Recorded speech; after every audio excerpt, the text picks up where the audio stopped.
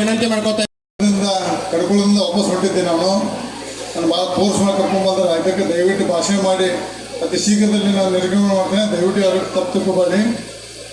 ವಿಶೇಷವಾಗಿ ಭಾರತೀಯ ಜನತಾ ಪಕ್ಷದ ಅಭಿಮಾನಗೋಸ್ಕರ ಪ್ರತಿಯೊಂದು ಸಭೆಯಲ್ಲಿ ಸಾವಿರಾರು ಸಂಖ್ಯೆಯಲ್ಲಿ ಮಹಿಳೆಯರು ಪಾಲ್ಗೊಳ್ಳೋದು ನೋಡಿ ನಮ್ಗೆ ಭಾಳ ಅತಿ ಸಂತೋಷ ಆಗಿದೆ. ಯಾಕಪ್ಪ ಅಂದರೆ ಕಾಂಗ್ರೆಸ್ ಪಕ್ಷದ ಸುಳ್ಳ ಭರವಸೆಯ ಗ್ಯಾರಂಟಿನೂ ಬದಿಗೊತ್ತಿ ಮಹಿಳೆಯರು ನಮ್ಮ ಪರವಾಗಿ ಭಾರತೀಯ ಜನತಾ ಪಕ್ಷ ಪರವಾಗಿ ಬಂದದಕ್ಕೆ ಅನಂತ ಕೋಟಿ ನಮಸ್ಕಾರಗಳು.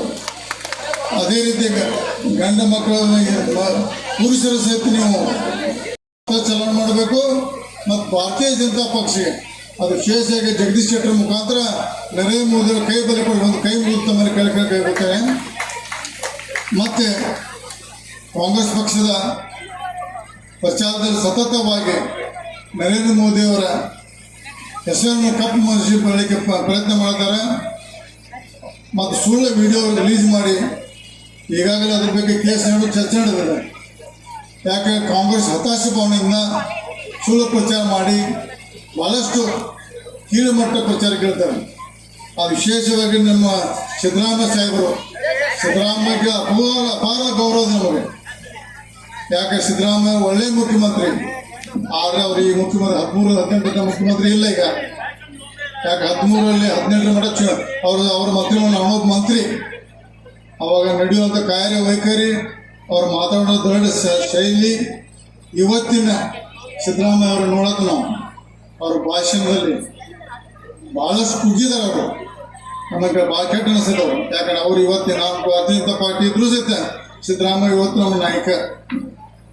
ಭಾರತೀಯ ಜನತಾ ಪಕ್ಷದ ತತ್ವ ಸಿದ್ಧಾಂತ ಮಾತ್ರ ನಾವು 5ನೇ ಸ್ಥಾನಕ್ಕೆ ಬಂದೇವೆ. 5ನೇ ಸ್ಥಾನಕ್ಕೆ 10 ವರ್ಷದಲ್ಲಿ, ಇನ್ನು 2-3 ವರ್ಷದಲ್ಲಿ ಇವತ್ತು 3ನೇ ಸ್ಥಾನಕ್ಕೆ ಬರ್ತೀವಿ. 3ನೇ ಸ್ಥಾನಕ್ಕೆ ಇನ್ನು 10-15 ವರ್ಷದಲ್ಲಿ ಇಡೀ ವಿಶ್ವದಲ್ಲಿ ಭಾರತ ದೇಶ ಸೂಪರ್ ಪವರ್ ಆಗ್ತದೆ.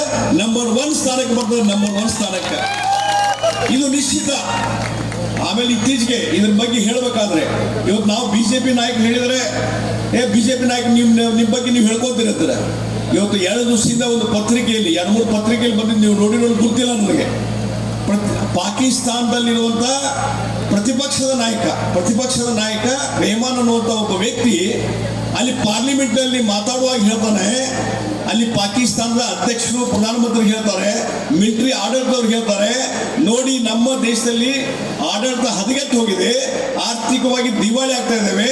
ಅಲ್ಲಿ ನರೇಂದ್ರ ಮೋದಿ ಅವರ ನೇತೃತ್ವದಲ್ಲಿ ಭಾರತ ದೇಶ ಸೂಪರ್ ಪವರ್ ಆಗ್ತದೆ, ಪಾಕಿಸ್ತಾನ ದಿವಾಳಿ ಆಗ್ತದೆ ಅನ್ನುವಂಥ ಮಾತನ್ನ ಪಾಕಿಸ್ತಾನ. ಅದರ ಅರ್ಥ ನರೇಂದ್ರ ಮೋದಿ ಅವರ ಶಕ್ತಿ. ನಾನು ಈಗ ಒಂದು 3-4 ವರ್ಷ ಹಿಂದೆ ಶ್ರೀಲಂಕಾಕ್ಕೆ ಹೋಗಿದ್ದೆ.